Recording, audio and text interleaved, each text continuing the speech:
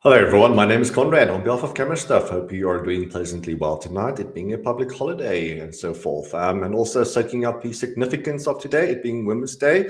So hopefully all of you spend some time celebrating today. So with this live video, we are trying out something new. You can call this a new quote unquote series. It's called Get the Shot. So we ask a fellow photographer to present one of their images, and we are going to analyze it little bit by little bit as to how the image was created. So this is not going to be like an interview per se. This is going to be a get the shot, very analytical approach to a photo. And today we are joined by Michael Alexander, very talented photographer, also very prominent in the photographic industry, especially on YouTube. And we'll share all the details as we prod along. But yeah, as per usual, if you are joining us out there in Facebook and YouTube land, if you have any questions or comments, please do drop them in the comment section. Also, do tell me where you're from and introduce yourself in the comments, and we'll make sure to provide a shout out as well. So I think without further ado, let's invite our guest in, shall we? Hi, Hello there, Michael. How are you doing? I'm doing fine and yourself. I'm doing very, very well. How did you spend today? I'm had a nice and chilled day, just kind of relaxed a little bit. I know normally photographers take on, holidays as their shooting days. I just didn't want, I didn't want to do that today. We can afford a holiday ourselves as well every now and then, eh? Yeah, exactly. So, yeah, Uh, just a nice day. And yourself? Yeah, myself, just took the fiance out for dinner today. Now, when it came to lunchtime, as you said, just wanted to chill today. But when we opened the fridge, nothing was in it, and so decided just to hop in the car and have a nice lunch today. Yeah. All right, so I saw something that you did on Discord. It was also done on your YouTube. It was kind of a very analytical approach to a particular photo, and we took the opportunity to invite you onto our platform and do Yeah. very much the same. Yeah. So I think what we can do is basically just get started. So if you have your slideshow ready, we can hop Yes. into it. Share window. There we go.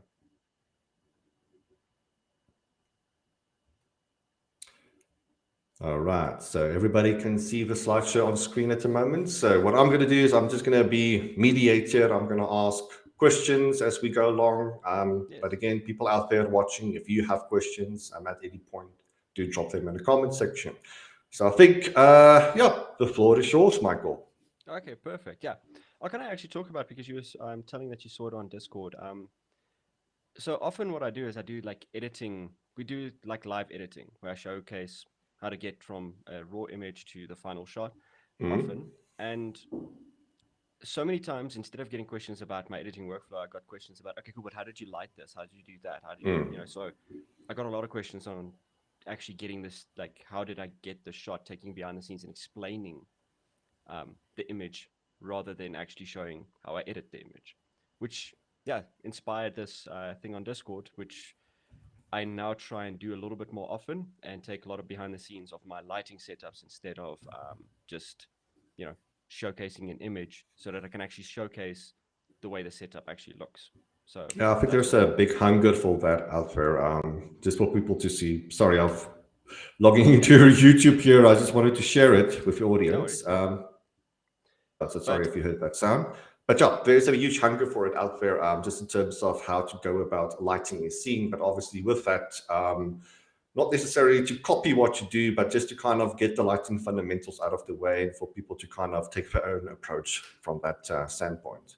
exactly, and I'm not even going to take credit for the idea. It was asked from a crowd, but the format obviously adapted, but also comes from Adorama. Lindsay Adler does something like this quite often, and I was kind of inspired by that, which I just wanted to find a way to refine it for my style, which you'll probably see now. Yeah. Okay, so I Okay. think let's take the approach. Let's go Yes. into it. So we'll talk about gear because I think gear is always a very it's the fundamentals of what you'll need to get the photos. And I just wanted to explain what I was using. I was using the Stella CLX10 continuous light, and it's the reason I use it is because some of the images required a gobo and so on. And I've also just fallen in love with I think the continuous lights because they force me to push my ISO up now. instead of shooting with, always ISO 100 and just overpowering everything with a flash. I've quite fallen in love with the textures that you see in an image when you're going above 400 ISO. And It's a very good point. I've noticed the same as well. mm, Just a bit of a fuller look, and also that grainy texture that you obtain, obviously, with a higher noise. Now, continuous lighting obviously is a different approach. Like, you need to adapt for it with your settings, but mm, provides a slightly different result, as you mentioned. yes. And then I was using a what's the name, the projection mount from Godox, and that also is something that kind of just does a little bit better with continuous light, because if you're trying to project that funnel of light onto your subject, it's so difficult when you have to kind of like flash, okay, adjust, flash, adjust, flash, adjust. So that's also the reason for the continuous light. And then probably my favorite piece of kit is the tube lights, the TL60s. That is, to be honest, it's probably my favorite thing. And I think to be honest, I have a little bit of an unhealthy relationship with it at the moment. I fall back onto it so often because I actually just love the results that they give. So I kind of will go, even like I would say in a lazy method, maybe jump back to that. But I think it's not as much lazy. It's just I really love the results that I get out of them. So yeah. Now, for TL60s, I always have to ask the questions. Did you pretend to be a Jedi at some point with it? Oh yes. Of course, yeah, it's necessary. It's the rite of passage when you have one of these RGB tubes. Like, you have to do the Star Wars thing. Every shoot I do that. Good Every man. I shoot. like that. That makes me happy. And also, favorite lightsaber color? Like, what's your preferred? Nah, probably blue. I mean, Blue. Yeah, that's a good choice, blue. I'm more because I don't want people to think that I'm a bad person. I mean, I do like the Of way it course, looks. yes. Yeah. So yeah, that is as far as the lighting setup goes in these images. Other than that, not much else. And then camera equipment, I use the R5, and I was using the 100mm macro for these portraits. I really love this lens for portraits specifically. Um, I find it a little bit sluggish with the focusing, but I find the sharpness is a lot more accurate on this than most of the other lenses that I have. That's typically the case with macro lenses, but the focus tends to be a little bit slower. I think that's just due to the design of it, designed for its intent and purpose. Yes. I also used 100mm for a lot of shoots that I do, but as you mentioned, this focus tends to be a little bit slow, but it's just something to work around. Yes. And to be honest, I'm actually excited with the RF one that's coming. That's out already. Really want to try it because a friend of mine shared me some results, and they almost get a film-ish look out of it with the new defocusing ring that it has for the bokeh. So I'm really Awesome. interested in trying that. Yeah. But that is it for gear-wise. So then we'll talk about the photo. This is the image. So I think this is going to be quite fun. How many lights do you think were used in this image? If you're asking me the question, I would suspect, obviously, the projection mount. So that would Yes. be the optical snoot use. So that would be your key light. And I'm assuming a backlight. So I think two or three. I'm guessing leaning towards the two, but if it was me doing this, let me take that approach. I would use two lights in the back to create that whitish background, or very white background, should I say. Okay. So I've used 5. Five lights, okay. Yeah. As you'll see on the neck, we'll go dive more into it. As you'll see on the neck on both sides, there's a bit of a highlight. And that is coming from 2 lights that are slightly above her, just hitting down. And then obviously the projection mount. And then I really wanted to just overpower the white backdrop a little bit. So I just flooded a bunch of lights onto it. So 2 All extra right, lights. so where the second, third light comes in, besides the obvious, so that's just to provide a fuller look. So just to provide a bit of fill in light to balance out the lighting. Otherwise, the lighting would have been a little bit too harsh, perhaps, with the direct projection light. It's actually, I wanted a little bit more shape to it. So I Yeah. speak about this in, like in the Discord live as well, about the when it comes to harsh light, it can actually, on a white backdrop, it looks like a cutout. But a Yeah. lot of people don't add rim light on their white background like images because a lot of people tend to overpower their flashes and stuff like that, and it creates, obviously a hotspot on like for edge lighting or rim lighting, and then the model kind of fades away into the background. If you can control that, you get these like lovely little glows that come over, and it still gives you dimension, and it showcases the fact that this projection is actually going around the model instead of just like on top of it, like looks like an overlay. So yeah. Yeah, makes complete sense. Yeah. But now this is the setup. All right, so I'm seeing the lights on the backdrop. All right, so you do want to take us through the setup one by one, so to kind of make sense of the apparent chaos of what's going on, but I'm certain everything is there for reasons. Yeah. So first one is key light, and I've also attached my camera settings to this for anybody that's kind of interested. If anybody has any questions about why did I choose these settings and so on.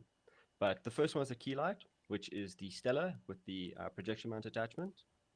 And that obviously makes sense. That was to create this look onto it, that it's this window-esque light. I actually almost call it like a little bit of a satin wrap, because obviously I can't see the whole thing, and I can't actually make that connection in my head that is a window, but I kind of think it looks almost like a fabric wrapping around it, which I kind of like. Yeah. And the reason for using continuous light, like we were speaking about, is so that I can see where the projection is actually hitting, so that I have a couple of images where the shadows were cutting through the eyes, and I don't really like that look. So it was very imperative for me to be able to position this exactly where I wanted it to. So that and obviously to position the model as well. So if the model gets in the wrong shadow, you can just make a readjustment from there as well. Exactly.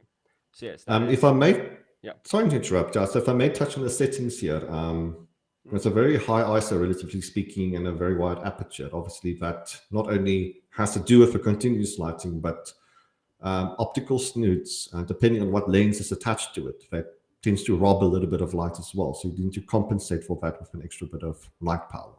Yes. So there's a few reasons for these settings. F2.8 is because on the 100 millimeter like macro, that is the lowest I can go. It's F2.8. So obviously not having a lot of light coming in, but again, also you're shooting in studio. I don't actually think you should go that low, in my opinion. I often shoot in studios at F4. But the big reason for this was the shutter speed was the most important thing. If not a lot of people know this, but when your shutter speed reaches around about the 100th of a second mark, I would say 125 is even better. You start getting what you call, I don't like the word light contamination, because the shutter will actually now be slow enough to absorb some of the light outside. And when it comes to having stuff like that little bit of glow coming around the corners of her shoulders, and that was very important, having a little bit of a show shutter speed for that light to kind of bend around her. And then ISO was just compensation to make the image work, because obviously so by contamination, what you mean by that is just the ambient light. So that would be a ceiling lamp or window lighting coming into the studio. Obviously shooting with these settings, any bit of light. So as I see in your studio, your ceiling lamp is switched off, which is very important, because any other light would obviously mess up what you intend to do. Yes, exactly. And in this studio specifically, I had a lot of that issue, because it's not a very wide studio and tall studio. It's a deep studio. And that's why my walls are black. Now, a lot of people prefer, obviously, white walls and stuff like that for in studio. I prefer the opposite, because I don't like lights bouncing around. I like adding light where I want light to be. So the only reason the roof is still white is because we thought about it, and it would have looked like an absolute dungeon if I made it. Yeah, I know what you mean with the white walls. There's just a lot of light spillage going everywhere unintendedly. So it just messes up with your entire lighting plan. As you said, wanting light precisely where you want it, but now you have light bouncing off walls and ceilings and such, especially if it's a red wall or a green wall. That's even more nightmarish. Yeah. And the original wall was a little bit off-white, so it gave a bit of a warmer look every time the flash went off. So you can fix it in post, but I like to control as much as I can. Yeah, of course. So.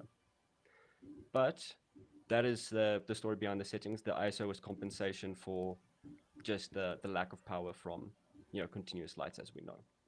Yeah. Cool. And then we'll talk about rim lights or edge lights. So I said in this one there's 4 lights. There's technically 5, but the top ones I use technically almost as 1.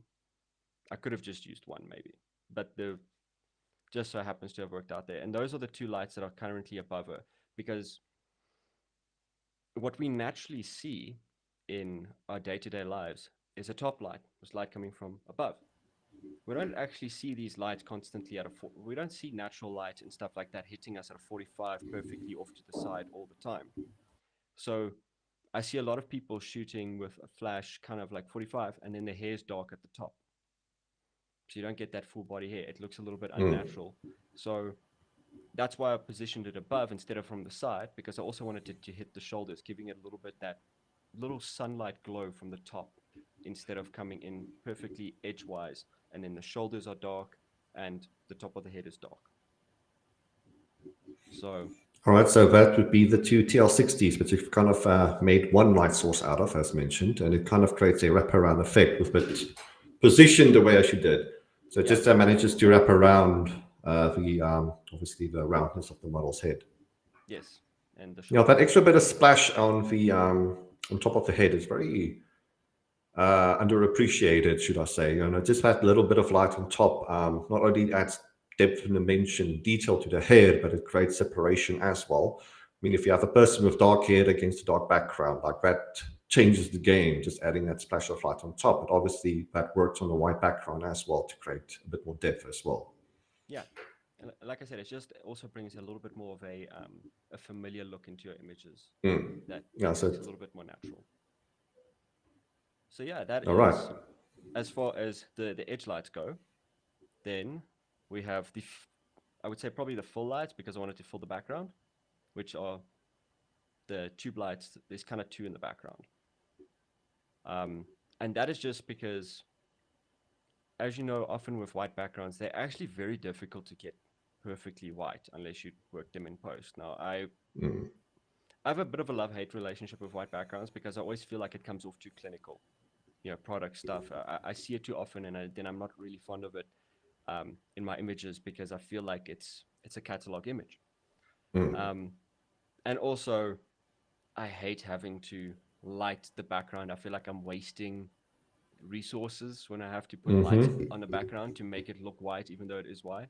No, I know what you mean. Like you normally go from a 2 light setup, and all of a sudden you need 5 lights. Exactly. There's a lot to add. Yeah. And then if your light's not big enough, or your light, not angled right, it's with white backgrounds, like it's you can see the gradient instantly, and then you have to fix it in post, and then you kind of get this in post sometimes this unnatural looking white. So that is my kind of thing about white backgrounds, but I've really wanted to get this thing perfectly white in camera, and to almost represent the fact and enforce the fact that the wraparound light is coming from the shoulders, that she's on a bright day, even though it is in studio, but it gives that more of a natural look, and it reinforces it. If I did this in a gray background or a black background, it wasn't going to have that same lightness to the image. So, all right, so with the question about the optical snoot, for those who don't know what that is precisely, do you want to add a bit of details as to what an optical snoot does? So if you're familiar with stuff like projectors, and that optical snoot is, it's basically a projector that you can control.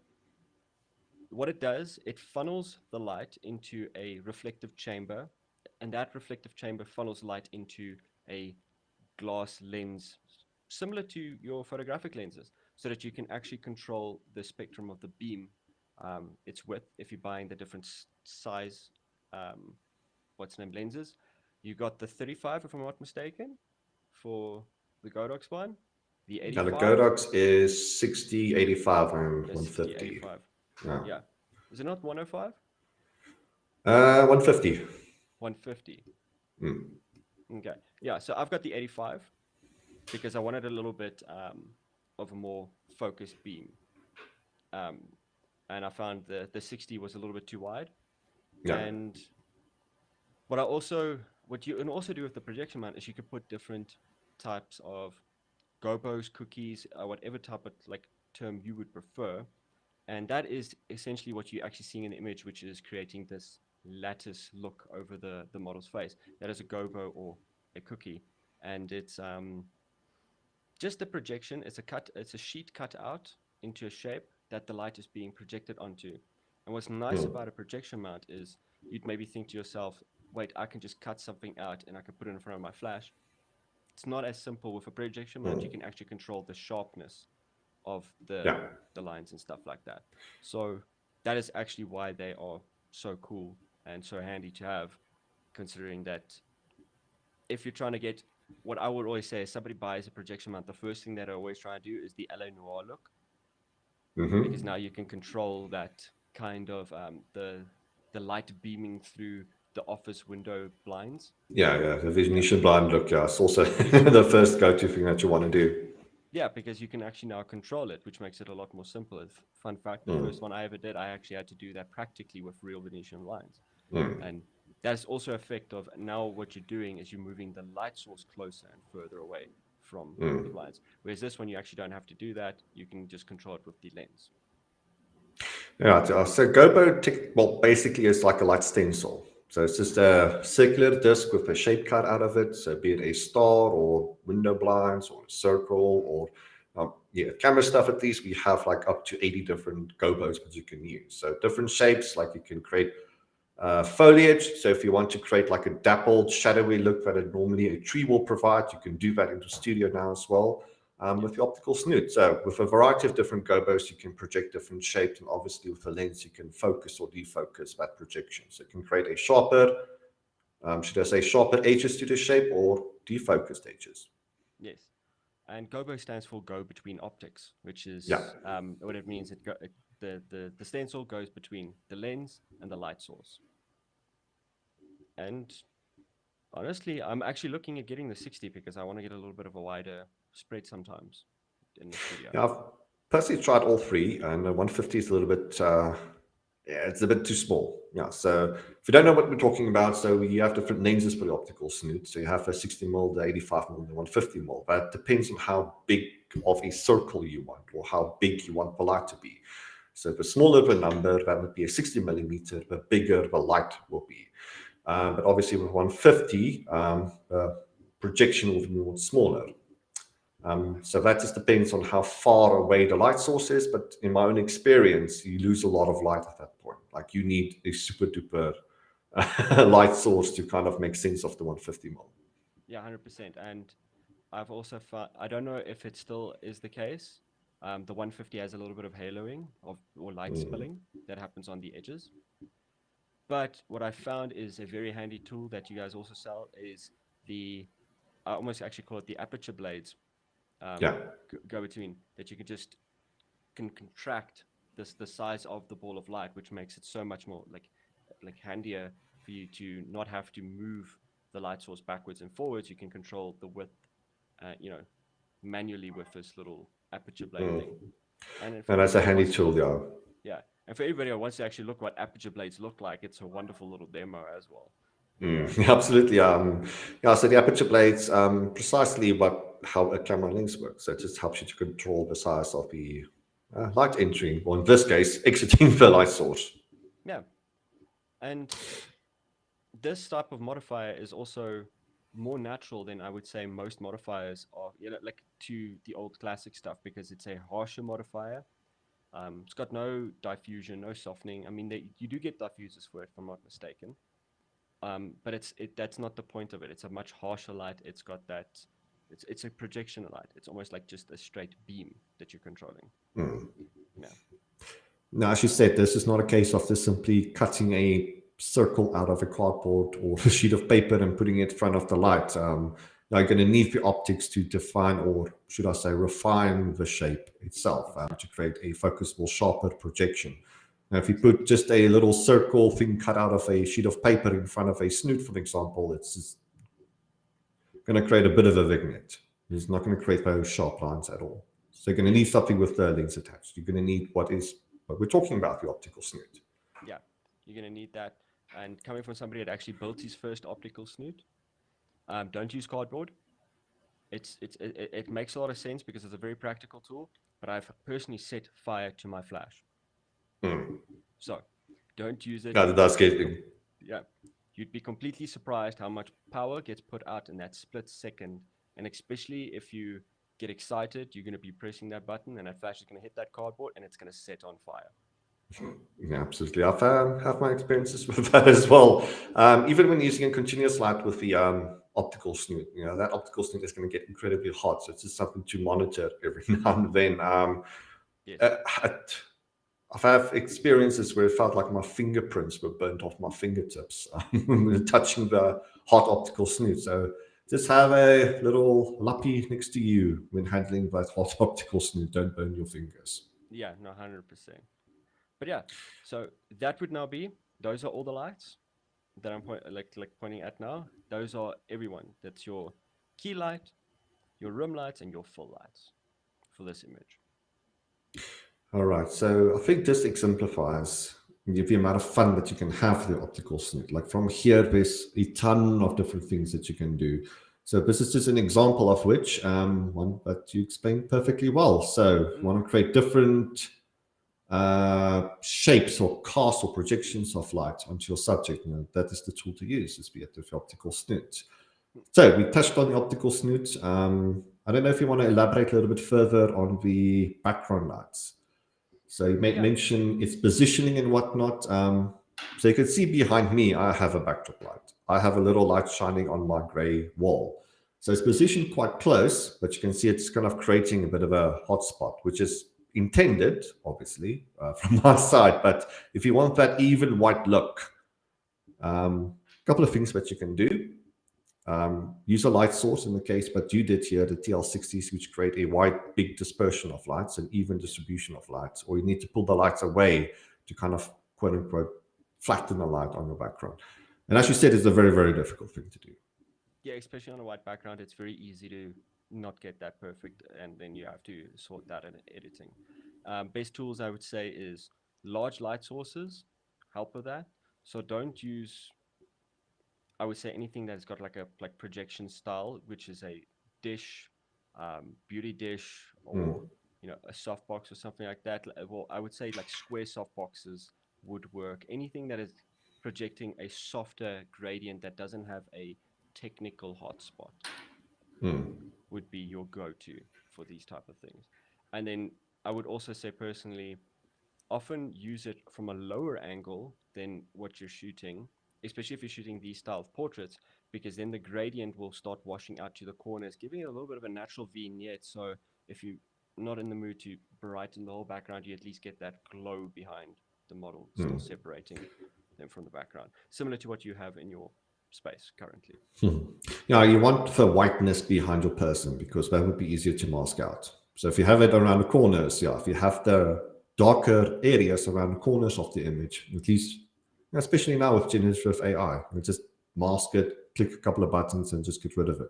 You definitely don't want the darkness or any shadows behind the person because that's going to be tricky to mask out. Exactly. But yeah, that is as far as it goes with the background lights. And the room lights, I would say, it's just there to separate the model. Now, I'm a big fan of using room lights because as you can see, I'm a very excessive photographer when it comes to my lighting. I like, and I know that is not everybody's case, but you'd be surprised how much you can do with just a reflector. If you have two lights, you could put one light on the one side and a reflector on the other, and you'd get a room light. I think the most important thing to actually do is just go and experiment and think. Don't look at everybody else's kind of behind the scenes, which I would say is and I do that. So it's one of my favorite go-tos, which is your generic 3-point light setup or your generic 2-point light setup. Either a light from the front and a slightly from the back, or two lights from the back, one from the front. Move the light one higher, one lower. There's no real rules to this. It's just playing around. As you can see, my two room lights are actually coming in from the top instead of directly from the sides. Mm. Yeah. And kind of acts as a hair light as well. Yes, and I think that's also quite nice because often I use a snoot for the hair light and it just creates that gleam. But again, wanted this natural top-down glow to come from it.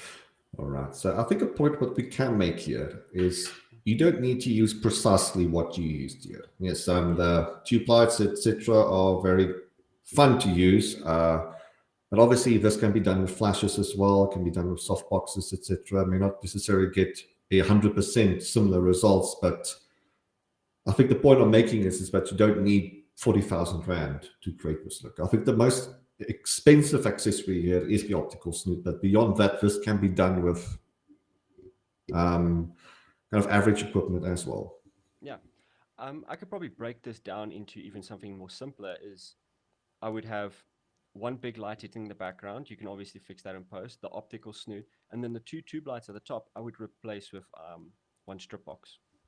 Now, so if you're going to use flashes, one strip box from the top, you can even insert a little speed light on that to get that white, what we call the Omo clean backdrop. So it's going to require some, you need to play around with the distance of the light source away from the backdrop itself to create a more so even look. So that can be done with a speed light as well. Obviously, as you said, don't use a projectile designed light modifier. Try to create or use something that creates an even dispersion of light onto the entire backdrop. And obviously from the front, now that can be done with a relatively cheap light as well.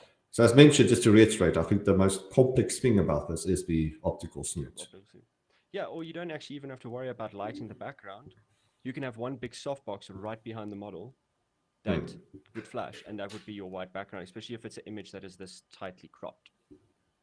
You can have just a softbox right behind her and let the flash go off, and you'll have a nice even white background. All right, perfect. Okay, so I don't know if you have anything to add, if there are any more slides beyond this point. Here we do. Okay, yeah, we do. so Cool. Okay, let's go. Next one. How many? Oh, you're surprising us tonight. How many lights? Okay, how many lights? All right, so you tricked me before, so I'm not going to fall for that again. All right, so it's the backdrop light, it's the front light, and a couple of rim lights. I'm guessing 4 again. Okay, anybody want to play in the comments? You guys can play as well. No. How many lights? All right, so I see we do have a healthy crowd still watching. I see a comment as well, so maybe we can try and tackle that. I'm just trying to see what is meant here. But in the meantime, if you are watching, take a guess. Hazard a guess. How many lights were used here? Yeah. It helps. I think this way of asking people, it helps people start looking at the photo and analyzing it so that when they get photos that inspire them, they can identify the tools they'll need or the approach they need to take to get the image. Instead of looking at a nice image, try and work out how this image was made. That's a very good approach of kind of performing a quote-unquote autopsy on the image to try and figure out how it was done. And one can look at the direction of the lighting, the quality of the lighting, the shaping of the lighting. Not present here, but a good indicator is normally the catch light. So by looking in the eyes, you can see what light modifier was used and the angles, etc. Okay, so no guesses as of yet. So I think we can push on. Yeah. So you say 4. I would say rim light, backdrop light, front light. So minimum 4. It's one light you're not seeing. Sorry, my table's broken. If that's the sound you heard. Okay, one light I'm not seeing. Bottom up light, perhaps kicker light. Yeah, a little kicker light just to light up the front leg. All right, Got okay. Guess for 5 so lights. Just the leg. Good. So Stefan Versace. Yes, saying 5 lights. 5 lights. So I died. All right, a little kicker light. Yeah, a little kicker. So that's just the bottom up light, just to provide a bit of illumination on the leg. Otherwise, it would have been a bit silhouette-y, if that's an official term to use. Yes, and it was the first one didn't have the first shot that I took did not have a kicker light, and it caused her to just look like a floating, like body, and I didn't think it did the shape justice. But we'll dive into it. All right, let's go. Setup. Okay, so again, we see the TL60s come into play here. My A favorites. very, very fun lights to use. Yes. Now something about the TL60s that I think wasn't mentioned is just the overall soft light that it provides as well. So Yeah, it kind of doubles as a massive softbox. So not as good as a massive softbox, obviously, but it's just so space saving it is, and just for it's what you get out of it, Joe. and versatile. I think it's the favorite thing I love about it is how versatile it is. Um, when you're trying, and I'll explain it in this photo because I actually use some of the tools in it to just kind of work through the image and create a different look than just what I would have gotten out of Flash. Hmm. So yeah, let's start No? dissecting it. All right, let's go. All the lights, so now we know where they are, right? Okay, let me actually just, where's, okay, I made a double. So red one is your full light, okay? Yes, you could use a Fresnel, yeah, and technically that is a Fresnel, but it's a projection attachment. So we're not using the optical snoot in this image, we're using a Fresnel, and it is, what it does, it collimates light. Again, I think I spoke to it in our last live. It's like one of my favorite old school lighting methods. And what it does, it collimates light. And what I really enjoy about the Fresnel is that you can control the spread of the ball of light. And the idea behind this, and the reason why I wanted this specific look, is I wanted to have a very focused beam of light on the face, and then it fades out to shadow on the rest of the body, Hmm. that it darkens, which is a very difficult thing to achieve with soft boxes or any other type of modifier that you cannot really control. Uh, I would say the hot spot of a light. And the edges This one around you it. can. So you can control the focus, otherwise with a snoot, but you're going to get the harshness around the light as well. Whereas with the Yeah, Fresnel, she perfectly explained. So it's a focusable beam of light, but with semi-soft edges around it. And you can yes, control the edge as well. exactly. So that is the light that I was using, and it was a front, like just to focus the light so that it disperses when it gets closer to the rest of her body, so that it doesn't like leak onto the like the shoulder blades or the torso and stuff like that. That doesn't look like I lit the whole body up in like at once. Mm. So That that makes was sense. the idea behind that. Okay, and just for like reference, I'm using still a different style of product. It's just a different one. It can flash, but I was just using it on continuous mode because, as you can see, there's a lot of continuous lights on the back. Hmm. Yeah. All right. Now the room lights. And again, like I said earlier, there's the camera settings are there. If there's any questions about the camera settings, feel free to ask. But as for the room lights, I wanted, again, with the look that I wanted to go for is I don't want the light to be hitting the entire face and lighting up the hair. I really wanted that glow. So I really wanted to make sure the front of the hair was dark, and then the rim lights hit the edge just right, so that kind of you can kind of see the detail in the shadow, but it's still kind of what's the name? It doesn't light up the whole hair. I really wanted that really soft edge glow and very sharp edge glow. That's also why the tube lights are much closer to Mm. her. So you didn't want the light to overlap with the key light. Yes, I want it to be like I want it to be completely room light, nice and soft. And the way you can achieve that is you can either bring the lights in closer and or you can bring the lights further back from the subject. So if you Mm. brought the lights in closer and it was too far to the front, the closer you would bring it, the more overlapping you would have had. But it needs to be slightly behind them, and then the closer you bring it, the sharper those edge lines will be. Yeah. And as I was saying, with the room lights, I wanted a bit of a warmer look because we often work with what 5,600 Kelvin Mm-hmm. with flashes. We often get that beautiful white light, but I don't want that in this image. I wanted a bit of a warmer look on her because her hair kind of comes off a little bit of brown in this, but she's actually blonde. So I wanted that warmer because the background's warm, the dress is well warm, her tan is warm. So I actually put the Kelvin down on just the edge lights, not the full light and the key light. Just the edge lights, I put it down to about 4,800 Kelvin just to get it a slightly warmer look on the shoulders and stuff like that. Kind of giving you that really old school either stage projection light with the candle look, or having candles around.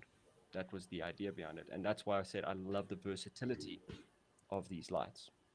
That's very old school Hollywood glamour.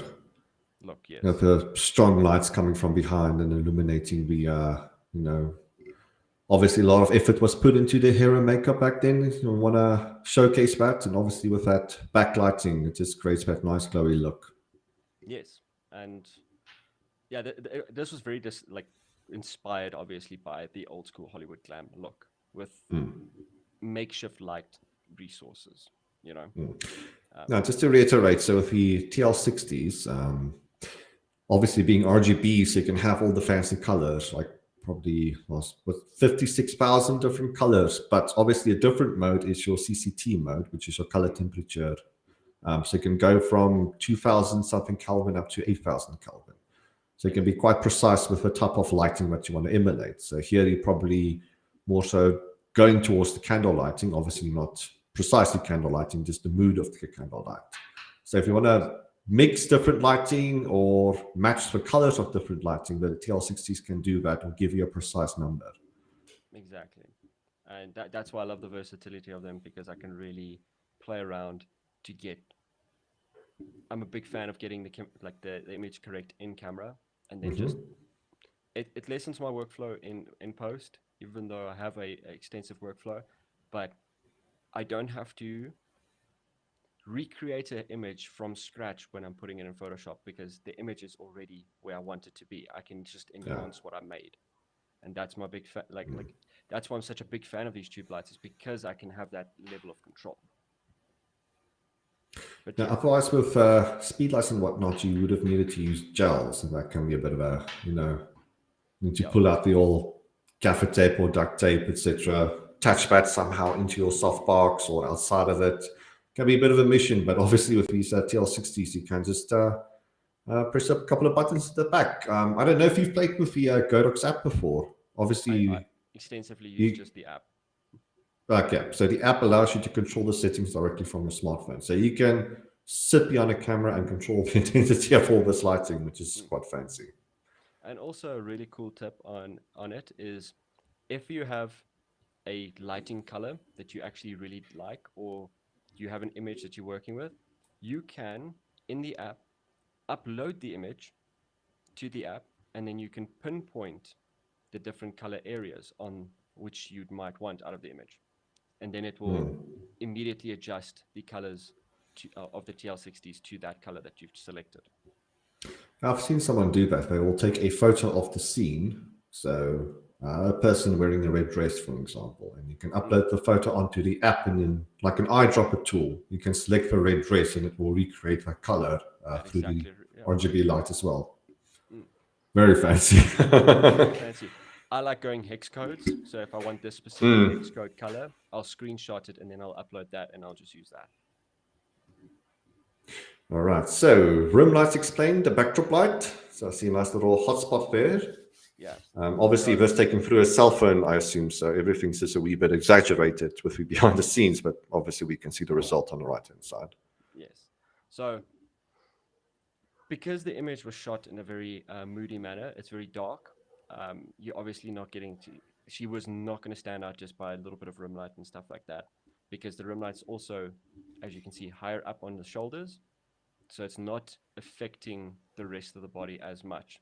So I needed a little bit of a background light just to create this soft ball of light, just glowing in from, similar to your live, just glowing in from the center, right behind her, out to the edges, just to separate her a little bit more from the background.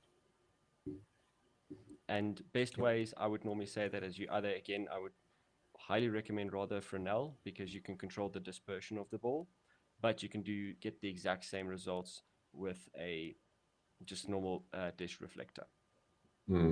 Yeah, I've tried a variety of different things. Like I'm always keen on having a bit of spill on a backdrop to create that spotlight effect. And I've tried many different light modifiers. And something that I get close to with your results is the AKR1 kit from Godox. So it's little magnetic attachments that you can attach to the front of the flash.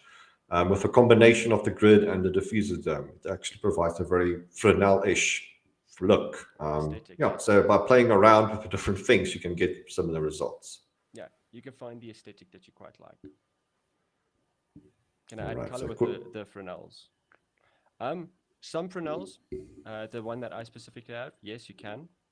It has a little kit that comes with a bunch of different colors. I used it the other day, but mainly I would say probably no, depending on the set that you have, because if you put the color gels in front of the Fresnel and it's kind of spilling over, remember, if light hits a surface, it illuminates the surface. So you're not going to get the full spotlight effect anymore that you're getting from a Fresnel or optical snoot.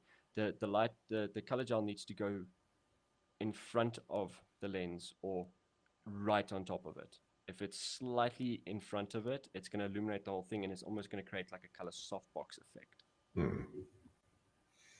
Yeah, so some of these Fresnels and optical snoots and whatnot allow you to mount the gel inside, which is better. So it doesn't create that extra light source in front of it and kind of reshapes the light beyond the Fresnel effect.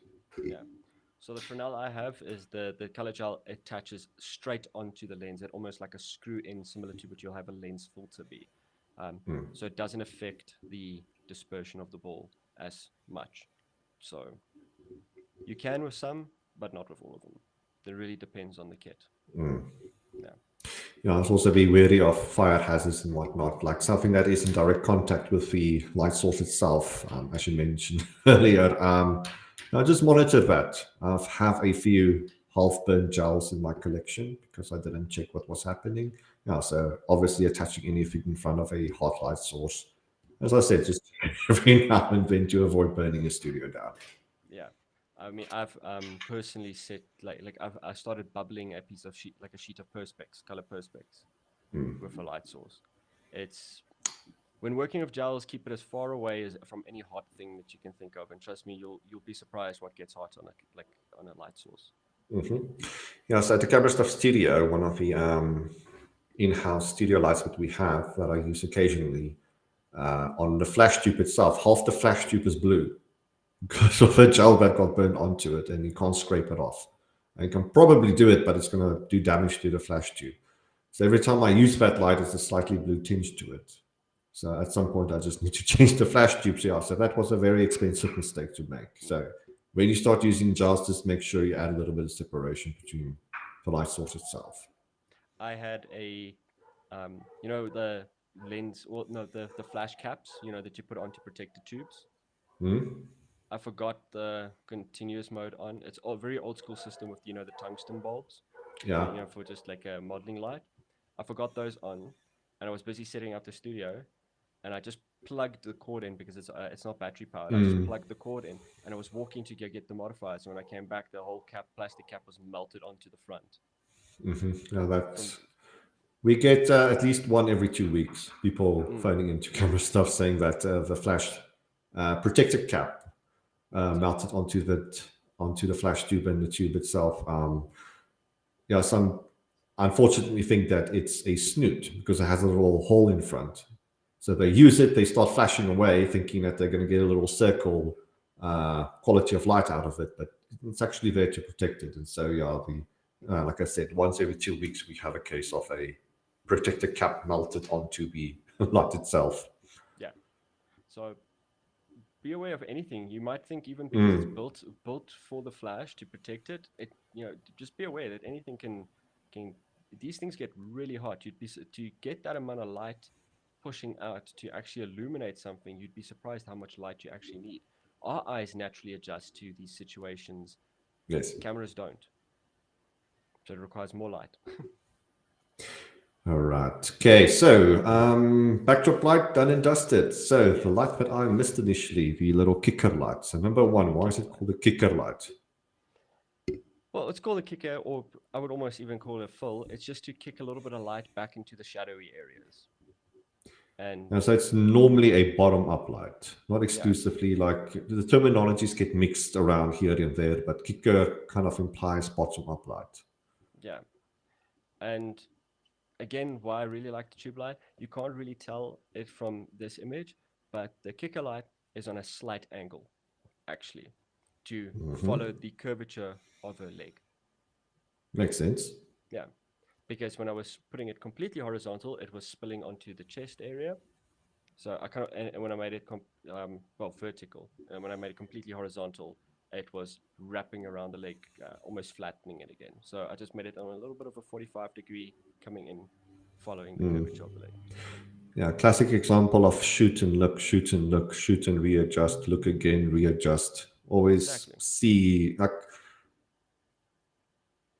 you have people out there that kind of take photos like Rambo uses a machine gun, and only after the fact they see all of these little mistakes. And it just pays to slow down a little bit, look at the screen, it's there for a reason, and Yeah. kind of analyze everything little bit by little bit. Every adjustment that you make, see what the changes are, and do anything that is necessary from there. Yes. So I shoot every now and then with a little bit of a camera monitor, used for filming and stuff like that, just for a little bit of a larger screen, just to check the sharpness of the images and stuff like that. Um, I think as photographers, we put a little bit too much pressure on ourselves when it comes to our job, in the sense of we feel like we need to just put the shit up and just expect it to work.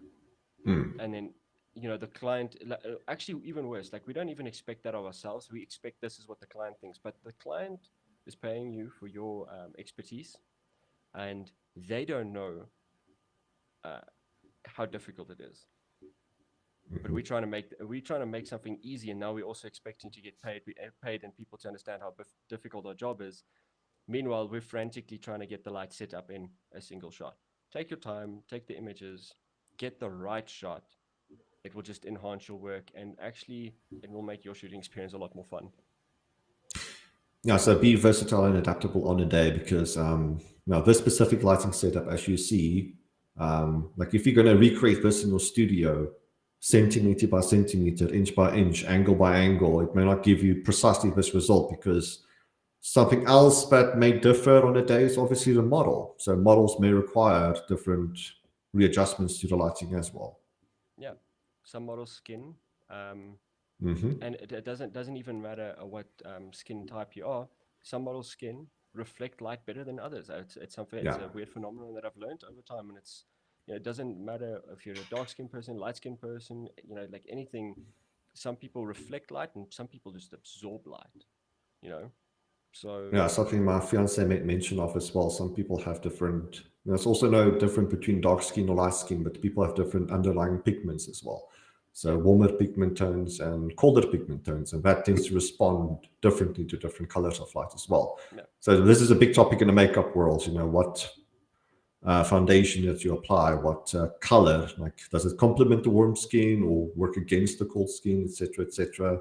Something photographers need to learn about as well. So just to reiterate the point, so if you want to copy this setup inch by inch, setting by setting, you may not specifically get this result. You kind of need to look and see what you're doing, because not only do models, that's obviously a variable thing as well. But on the day, certain things may be different as well. You may have white walls in your particular studio, not yours, but talking to the audience the here. audience, yeah, So the audience may have smaller studios, may have bigger studios, and so you need to take into account the reflective nature of the studio environment around you as well, which may force you to change a couple of things on a day too. yeah, and what you can like copy this exactly. There's my camera settings. Those are my lights. You see everything that I have here. You're more than welcome to copy this exactly. But like you said, if the studio space is going to differ, maybe your modifiers, you could get this result with a smaller dish, like a reflector dish, for the main key light. The trick is just to go play, and that's why we played that little game in the beginning. Go dissect the image, go see how many lights there are, try and figure it out, take the time, and just go back and forth and go back and forth, and don't be as critical of yourself while shooting, um, because you think somebody's judging you at that moment. And I say that because it's something that I deal with, and I feel like people, Yeah. it's. I feel like I'm supposed to be this all-knowing person, and meanwhile, it's a little bit here, a little bit there, a little bit here, a little bit there, and eventually you get like a great image. It's luckily we're not shooting in film anymore, man. We can shoot as much as we want. Yeah, of course. Yeah. It's a little gremlin in your head that often confuses criticism with being analytical with what you're doing. So Yeah, if you take the analytical approach, obviously that is, oh, I did something wrong. Let me fix that. Or this should be exactly. different. Let me fix that. But once that little gremlin talks in your brain, it's not analytical anymore. Like it's a constant down talk. Things are not working out, and it's a rolling snowball effect from there. Exactly. I think one of the funnest ways you can explore lighting is color gel lighting, right? Mm. Um, I think it's going to teach anybody a lot of like knowledge about controlling light.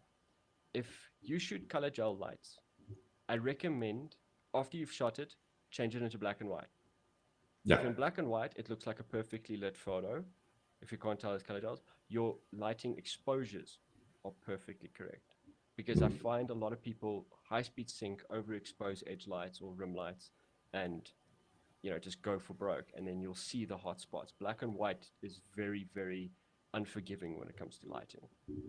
And with color Also with gels, color, not a, yeah, color.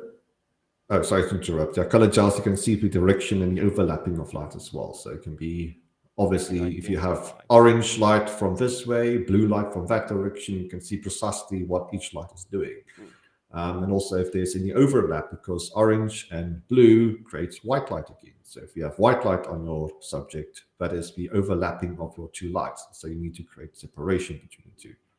There's a exactly. lot to learn from color gels. No, it's a very important point to make. Exactly. And I think it's gonna be the most effective way for you to learn lighting in the sense of I would say your key light, fine, make it red. Your edge lights, make it blue. Make it opposite colors so that you can actually identify where the light is hitting. Yeah. Because sometimes you actually don't realize how much your exposure is compensating for some areas of light. Mm. And also, yeah, when we shoot quite quickly, we don't see these little mistakes that seem to creep in. And often looking at your photos after the fact, you see that your rim light was a little bit too bright or your backdrop light was a little bit too dark. Yeah, so using gels kind of gives you a very, very quick impression as to what each light is doing.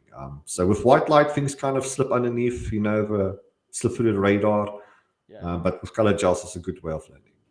Yeah, because white light you also identify. It's like, okay, cool. Model I can see, the edge lights I can see, and the kicker or the background lights I can see. You just go, I can see it. So, yeah. Let's see what's next slide. I think the next slide is just showcasing everything.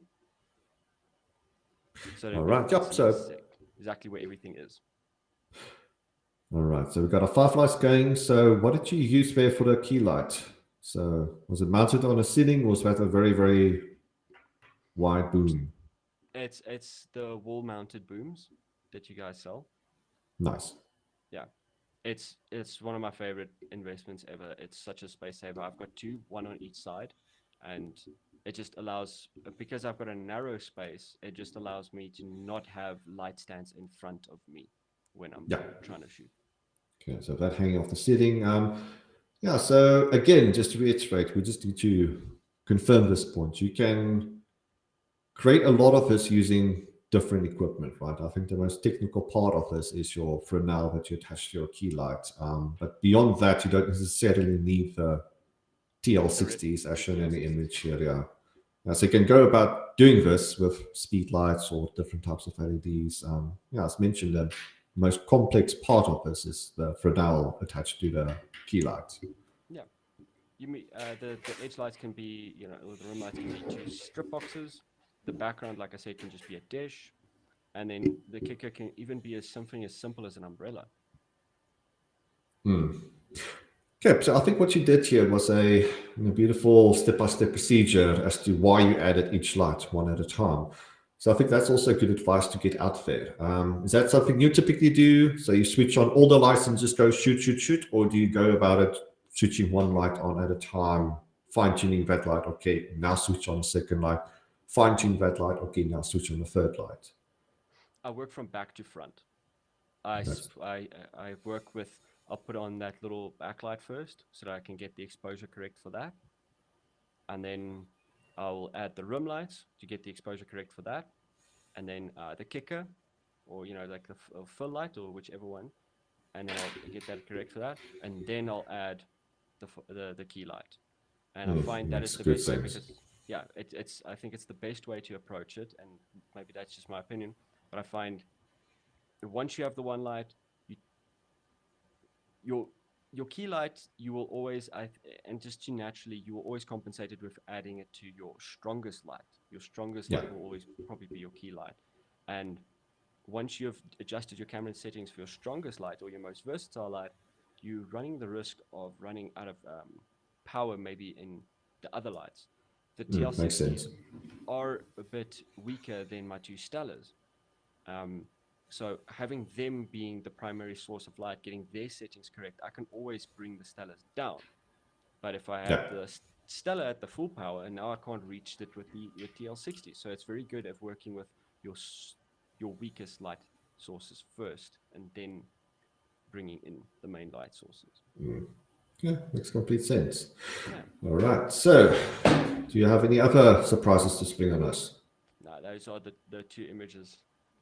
Okay, Yeah, good man. I think you did a terrific job today. So, to everybody watching out there, if you have any questions, not strictly about what we did today, if you have any other questions to ask relating to photography, pop them in the comment section and we'll tackle them as we'll give it about 5 minutes. yeah, Otherwise, I think that was a good session. no, I think so too. Yeah, I'm open for any questions. I mean, again, like I explain out to people, I like teach photography on the side, do this on my Discord from time to time. It's all about getting some decent knowledge out there, just to, because I think that's something a lot of people struggle with. I don't think there's a lot of sharing happening in our industry. I think a lot of people just scroll on Pinterest and hope for the best. Yeah, we'll try our very best. You're certainly doing a good job, and also from our point of view, to get more of these out there as well. Yep. So if you have enjoyed this particular format, the quote unquote get this shot format, do deliver your comments, and we'll keep on doing it. Yeah. So I'm just trying to find. Sorry if I'm looking distracted. I'm trying to find your Instagram, so I can Okay. pop that in the comment section. Otherwise, your YouTube link is in the comment section. So if people want to subscribe, which I do highly recommend, just People, click and follow. yeah, So there's a lot more of these on your channel. So I'm a building. lot to enjoy and a lot to learn from Yeah. Michael Alexander on YouTube. And if people want to come and actually, if they're trying to want to come and shoot with me, we are hosting a style shoot coming up in September. And I think one of the key things is, and the reason why we're hosting it is a lot of people struggle to put together um, a, a high quality style shoot. A lot of people rely very much on the environment, and we're not really relying on the environment. We're getting a lot of uh, props in, and getting the dresses specifically made and all of that. So yeah, if people want to come join, more than welcome to. Okay, yep. So drop me a message about that as well. I'm keen to join. So if we, as CameraStuff, can join in, showcase some equipment, we More than can. welcome to. Perfect. Yeah. So I think it's the plan. Yeah. So we'll start communicating afterwards and get the info out there. So stylized shoot sounds like a very, very good idea. Yeah, it's 4 beautiful models. Perfect. Okay, so what I just did, I dropped in your Instagram. If you scroll Fantastic. all the way up, you can find Michael Alexander on YouTube as well. So for everybody joining, please do subscribe to our guest, Michael Alexander. I think that's it from our side. A huge thank you. Hope you enjoyed it. I enjoyed it. Always great having a conversation about all the intricacies about photographic lighting, and I hope people out there enjoyed it as well. I hope so too. It was a lot of fun. Thank you for having me. All right, perfect. So I think that's going to be it from my side. To everybody out there in Facebook, YouTube land, enjoy your night further. That's it from our side. I don't know if you have anything else to add, Michael. That's it. I hope you guys enjoyed this. If you want to see more, comment, those are the ways to let people know if you enjoy the formats. Otherwise, we're just trying to fumble around and doing the best we can to help you guys. That's the goal. if you help us, we can help you better. Good advice. Okay. Thanks again, Michael. And again, everybody out there, cheers and